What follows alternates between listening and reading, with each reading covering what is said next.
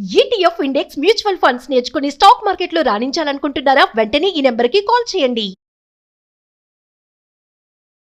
Hi viewers, India's largest digital media network Suman టీవీకి స్వాగతం. ప్రస్తుతం మనతో ఉన్నారు motivational speaker and language trainer Vijaya Bangaru అమ్మ. మామూలుగా అంటూ ఉంటారు, ఇంట్లో దీపం ఉన్నప్పుడే ఇల్లు చక్కదిద్దుకోవాలి అనేసి. సో చాలా మంది అనుకుంటారు, ఏజ్ ఉన్నప్పుడే మనం అంతా బాగా సంపాదించి అన్ని పెట్టుకోవాలి, ఏజ్ అయిపోయిన తర్వాత మనం ఏం చెయ్యలేము అని. కరెక్ట్, రైట్, అది నిజంగా నేను ఒప్పుకుంటాను. సో నేనేమంటానంటే, వయసులో ఉన్నప్పుడు ఎలా బతికాము అనేది పక్కన పెడితే, దానికన్నా ఇంపార్టెంట్ వయసు అయిపోయిన తర్వాత ఎలా బతకాలి అన్నది చాలా అవసరం అమ్మ ప్రతి ఒక్కరికి. ఎలా ఉంటారు అంటే వయసులో ఉన్నప్పుడు అంటే నిజంగానే మీరు ఎవరైనా సరే ఒక ఏజ్ లో ఉన్నప్పుడు అంటే 40 years అంటే అంతే, 35, 40, ఒక 50 years అయితే మనం కన్సిడర్ చేయకూడదు. ఆ వయసులో ఉన్నప్పుడు మనం ఎలా బతికాము అనేది, ఎందుకంటే మనకు అన్ని సంపాదించుకుంటే కెపాసిటీ ఉంటుంది, మన చుట్టూ జనాలు ఉంటారు, ఫైనాన్షియల్ గా కూడా మనం ఎలా సంపాదించుకోవాలో కూడా మనకు భగవంతుడు ఓపిక ఇస్తాడు కాబట్టి అన్ని సంపాదించుకుంటాము. ఇంకా కొంతమంది అయితే ఫలానా వాళ్ళ బాబాయ్ వాళ్ళ దగ్గరికి వెళ్తేనే చాలా భయం, అంటే చాలా భీకరంగా మాట్లాడతారు అని కొంతమంది ఉంటారు. కొంతమంది వాళ్ళ దగ్గరికి ఏది పోయినా కూడా మనం వెళ్తే నిజంగా మనకు ఏ విధంగానైనా సరే హెల్ప్ చేస్తారనేది కూడా ఉంటుంది. సో అవన్నీ మనం ఎలా బిల్డప్ చేసుకుంటామంటే అదంతా ఏది వయసులో ఉన్నప్పుడు. వయసు తగ్గిపోయిన తర్వాత, వయసు తగ్గిపోవడం అంటే 50 years, 55 years వచ్చిన తర్వాత నిజంగా మనకు అప్పుడు ఉన్నంత శక్తి ఉండదు, అప్పుడు ఉన్నంత జ్ఞాపక శక్తి ఉండదు, అప్పుడున్నంత ఓపిక ఉండదు, ఫైనాన్షియల్ గా కూడా అప్పుడు మనం సంపాదించుకున్న కెపాసిటీ కూడా ఉండదు.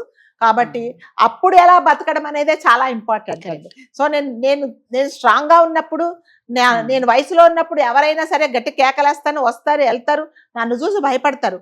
ఎప్పుడు నేను మళ్ళీ నా వయసు పెరిగిపోయిన తర్వాత నేను అదే విధంగా బతకాలా అని అనుకోవడం మాత్రం కొంచెం తప్పే. అలా మెయింటైన్ చేయడం అంటే కూడా చాలా గ్రేట్నెస్. చాలా మంది అంటారు, వాడు పులిలాగా బతికాడు రా, చచ్చేదాకా పులిలాగా ఉన్నాడు అని కూడా చెప్తారు. కొంతమంది అదే మెయింటైన్ చేస్తారు, అదే ఖరాఖండిగా మాట్లాడతారు, అంతే స్ట్రాంగ్ గా ఉంటారు. వయసు వచ్చినా కూడా నా మాటే నగ్గాలి, ఇదే కరెక్టే అని మాట. ఎప్పుడు వాళ్ళు పర్ఫెక్ట్ గా ఉన్నప్పుడు నిజంగా కరెక్ట్ గా అలాగే మాట్లాడతారు. వాళ్ళు చెప్పింది 100% కరెక్ట్ గానే ఉంటుంది.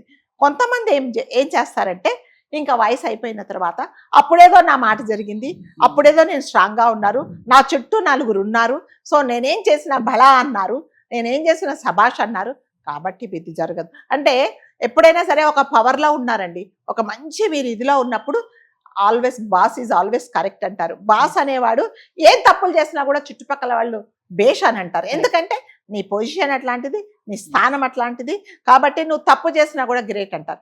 ఎప్పుడు చెయ్యెత్తి చూపిస్తారంటే, ఎప్పుడైతే నీకు పవర్ లేనప్పుడు, నీ శక్తి తగ్గిపోయినప్పుడు, నువ్వు వయసులో చాలా చేసావయ్యా, చాలా చేసావమ్మా, కాకపోతే అప్పుడు ఎందుకు లేని అనలేదు, ఇదిగో నువ్వు చేసిన తప్పులు ఇవి అని కూడా చాలా మంది చూపిస్తారనమాట.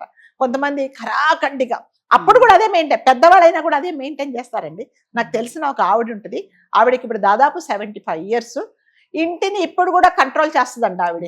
ఇప్పుడు కూడా కంట్రోల్ చేస్తుంది. ఎంత కంట్రోల్ చేస్తుంటే ప్రతి ఒక్కరూ తన మాట వినాల్సిందే.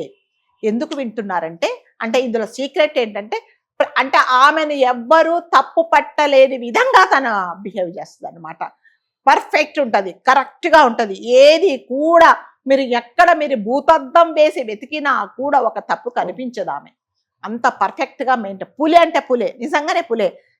రా అన్నారంటే ఎవడైనా సరే పరిగెత్తుకుంటూ రావాల్సిందే, అంత మెయింటైన్ చేస్తుంది. అలా మనం మెయింటైన్ చేయాలంటే ఫస్ట్ ఆఫ్ ఆల్ మనం పర్ఫెక్ట్ గా ఉండాలి. ఎవరు మన వైపు పాయింట్ చేసి చూపించకూడదు. 100 మంది వచ్చి నాలో ఎంత వేసి వెతికినా కూడా, కాగడా వేసి వెతికినా కూడా నాలో తప్పులు లేనప్పుడు మాత్రమే నేను స్ట్రాంగ్ గా ఉంటాను. అలా ఉండాలి అంటే ఫస్ట్ నుంచే నేను అది మెయింటైన్ చేయాలి. ఫస్ట్ అంటే నేను వయసులో ఉన్నప్పుడు, నా చుట్టూ బలగం ఉన్నప్పుడు, నా దగ్గర మంది బార్బలం ఉన్నప్పుడు, డబ్బులు ఉన్నప్పుడు, నేదో అన్ని తప్పుడు పనులన్నీ చేసేసి అదే వయసు అయిపోయిన తర్వాత జరగాలంటే మాత్రం జరగదండి. ఎప్పుడైనా సరే ఒక మనిషిని గౌరవించాలి. నువ్వు అదే స్టేటస్ మెయింటైన్ చేయాలి అని అంటే ఏంటంటే నువ్వు పర్ఫెక్ట్ గా ఉండాలి. మా ఫ్యామిలీలో మా మామయ్య గారు ఉన్నారండి, ఆయన చాలా వెల్ నోన్, స్వామినాథన్ గారు అని అన్నట్టు, తెలంగాణ దానికి ఆయన ప్రెసిడెంట్. ఆయన 2 సంవత్సరాల కింద చనిపోయారు. ఆయనకు ఫస్ట్ మేము ఎంత గౌరవం ఇచ్చామో, చనిపోయే లాస్ట్ వరకు మేము అదే గౌరవం ఇచ్చాం. ఎందుకంటే అంత పర్ఫెక్ట్ ఒక్క మాట మాట్లాడాడంటే మేము అందరం ఇలా నిల్చుంటాం.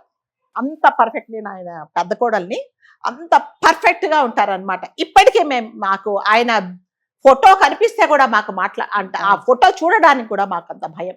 అంత పర్ఫెక్ట్ ఎందుకంటే ఆయన చాలా పర్ఫెక్ట్గా ఉండేవాళ్ళు. ఆయన చనిపోయే రోజు వరకు కూడా అలాగే ఉన్నారు.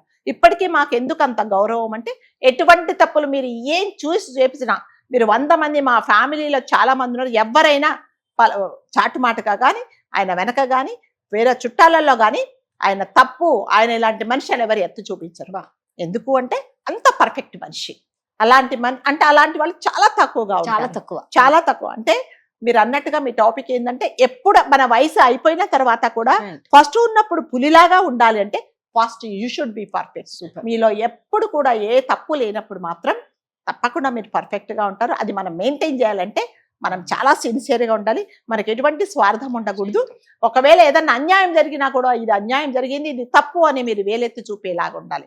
ఒకరికి ఫేవర్గా ఒకరికి అన్ఫేవర్గా అలా మాట్లాడితే మాత్రం మన పెద్దరికం అనేది ఉండదు. కాబట్టి అది మెయింటైన్ చేయాలి అని అంటే మనం పర్ఫెక్ట్ గా ఉండాలి. నిజం అమ్మ, మీరేనా అది కరెక్ట్. అందుకే అంటారు చూడండి, నువ్వు చెప్పేటప్పుడు నువ్వు అది కరెక్ట్ గా ఉంటే పక్కన వాళ్ళు వింటారు, పాటిస్తారు అని.